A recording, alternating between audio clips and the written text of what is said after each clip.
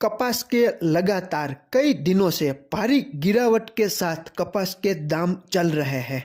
आज दिनांक 23/12/2023 की गुजरात के अलग अलग जगहों पे कपास का 20 किलो का भाव ऊंचे में ऊंचा कैसे देखने को मिला, इनकी हम बात करें तो राजकोट 1477, हलवद 1472, मोरबी 1500, वांकानेर 1480।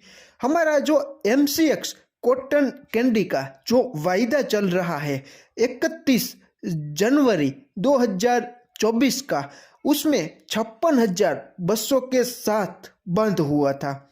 और हम NCDEX पे हमारा जो कपास का 30 अप्रैल 2024 का जो कपास का जो वायदा है वो 1568 के साथ बंद हुआ है।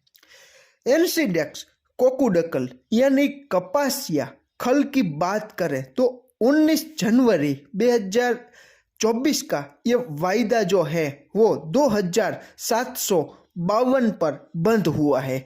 किसान मित्रों, तुम्हारे एरिया में, तुम्हारी कई इलाके में कपास के दामों 20 किलो के ऊंचे से ऊंचे कैसे दाम आपको मिल रहा है वो हमें कमेंट में आप बताइए, ताकि हर किसान भाइयों को पता चले कि गुजरात यानी राजस्थान में और भारत के कई जगहों पे कपास के दामों में कैसा उतार चढ़ाव देखने को मिलता है।